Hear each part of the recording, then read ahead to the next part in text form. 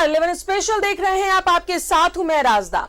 और सबसे पहले आपको बताएं कि आज कैबिनेट की बैठक हुई जिसमें 24 प्रस्ताव पारित किए गए हैं। उससे पहले आपको ये बड़ी खबर बता दें, नगर निकाय के चुनाव अब दलगत आधार पर नहीं होंगे। झारखंड कैबिनेट की बैठक में यह निर्णय लिया गया है। डिप्टी मेयर का चुनाव अब सीधे नहीं होगा, पार्षदों के बीच में से चुने जाएंगे डिप्टी मेयर। डिप्टी मेयर के लिए चुनाव नहीं होगा। मॉनसून सत्र में आएगा संशोधन विधेयक। 2018 में दलगत आधार पर हुआ था चुनाव, नगर निकाय का हुआ था चुनाव।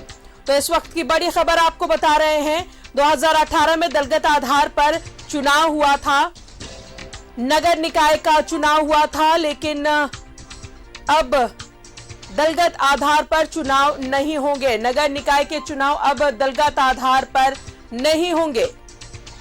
झारखंड कैबिनेट की बैठक में यह निर्णय लिया गया है। इस वक्त की बड़ी खबर बता रहे हैं आपको, डिप्टी मेयर का चुनाव अब सीधे नहीं होगा, पार्षदों के बीच से चुने जाएंगे डिप्टी मेयर। मॉनसून सत्र में आएगा संशोधन विधेयक। तो इस वक्त की बड़ी खबर आपको बता रहे हैं, दलगत आधार पर निकाय चुनाव नहीं होगा। 2018 में दलगत आधार पर चुनाव हुआ था, अब पार्षदों के बीच से ही डिप्टी मेयर चुना जाएगा। नगर निकाय का चुनाव हुआ था 2018 में दलगत तरीके से, लेकिन नगर निकायों के चुनाव अब दलगत आधार पर नहीं होंगे। झारखंड कैबिनेट की बैठक में यह निर्णय लिया गया। डिप्टी मेयर का चुनाव अब सीधे नहीं होगा, पार्षदों के बीच में से चुने जाएंगे डिप्टी मेयर।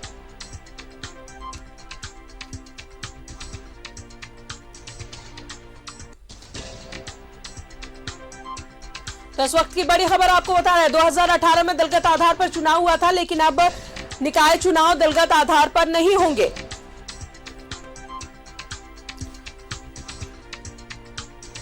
नगर निकायों के चुनाव अब दलगत आधार पर नहीं होंगे।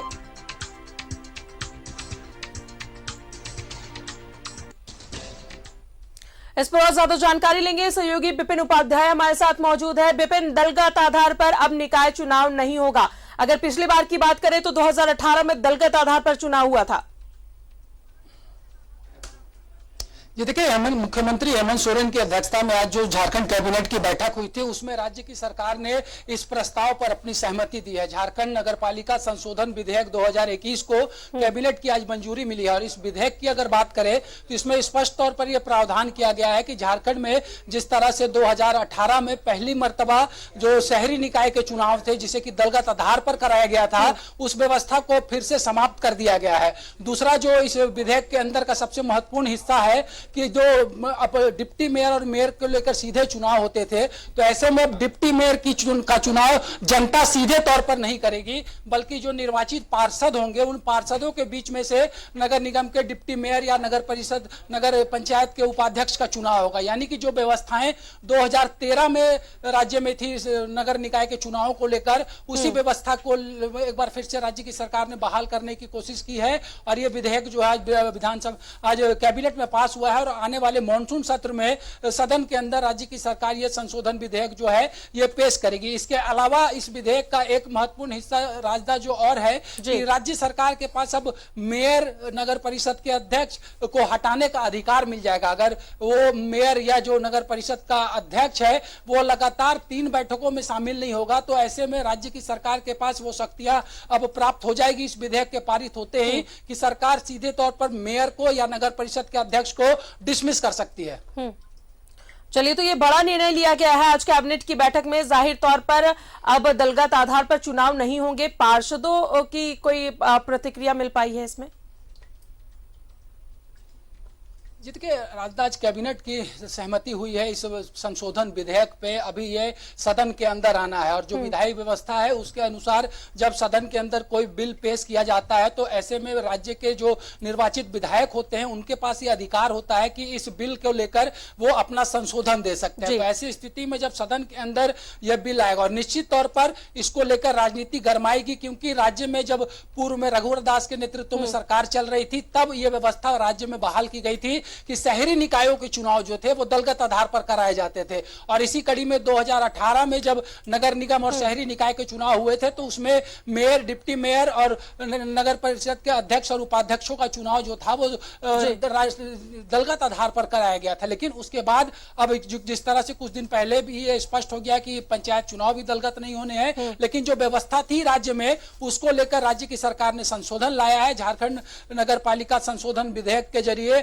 सदन में तमाम चीजों को रखा जाएगा। कैबिनेट की मंजूरी आज इस विधेयक को मिल गई है, जिससे अब स्पष्ट हो गया है कि जो दलगत आधार पर मेयर का चुनाव होता था उस व्यवस्था को समाप्त की जा रही है। डिप्टी मेयर के लिए भी सीधे जनता वोट नहीं करेगी और जो पार्षद चुनाव जीत कर आएंगे उनके में से कोई एक जो होगा वो डिप्टी मेयर का चुनाव उसके रूप में उसको किया जाएगा। इसके लिए भी वोटिंग की जो प्रक्रियाएं पहले थी, जिस तरह से अगर बात करें तो पूर्व में भी जो नगर पालिका के अधिकार थे जिसके अनुसार जो पहले बार राज्य में नगर निगम के चुनाव हुए थे तो पार्षदों के बीच में से ही मेयर और डिप्टी मेयर का चयन किया गया था। लेकिन अलग झारखंड बनने के बाद 2008 में जब राज्य में पहली बार नगर निकाय के चुनाव हुए थे उस वक्त जो था वो जो चुनाव की जो व्यवस्था की गई थी उसके अनुसार मेयर और डिप्टी मेयर का सीधा चुनाव हुआ। लेकिन फिर 2013 में इसमें संशोधन किया गया। उस वक्त सिर्फ मेयर का सीधा चुनाव जनता ने किया था और डिप्टी मेयर का चयन 2013 में पार्षदों के बीच में उससे हुआ था। लेकिन इसके बाद राज्य की सरकार ने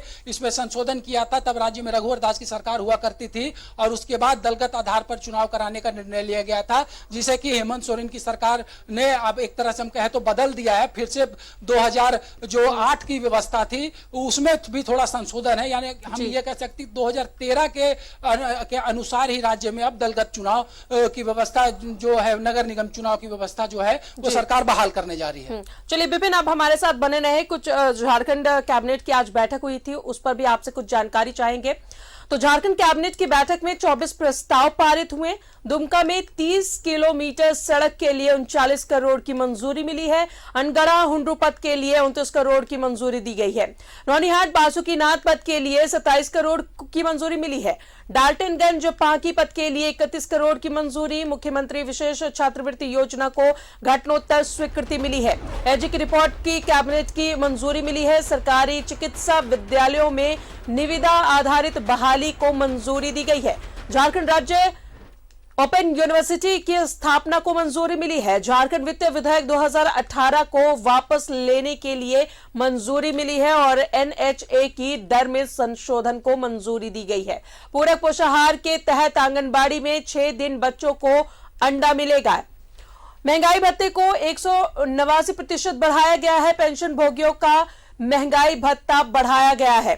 साथ ही विजुपाड़ा में फार्मो पार्क की मंजूरी मिली है और झारखंड नगर पालिका संशोधन विधेयक को मंजूरी मिली है। तो विपिन, आज कैबिनेट की अहम बैठक हुई जिसमें 24 प्रस्ताव पारित किए गए हैं। कई अहम प्रस्ताव पारित हुए हैं इस बैठक में।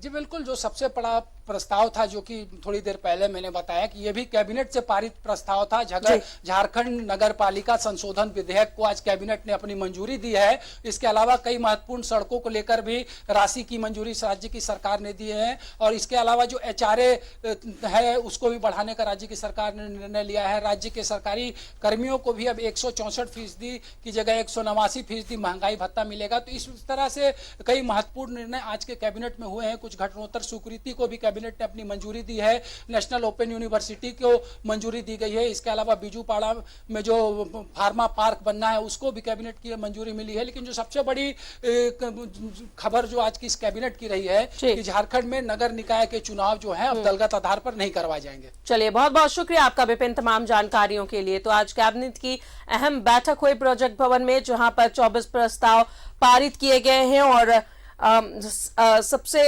बड़ी खबर इस कैबिनेट की बैठक में वो यही है कि निकाय चुनाव अब दलगत आधार पर नहीं होंगे। लोगों को सीधा सीधा अधिकार नहीं होगा डिप्टी मेयर चुनने का, बल्कि पार्षदों के बीच से ही डिप्टी मेयर का चुनाव होगा।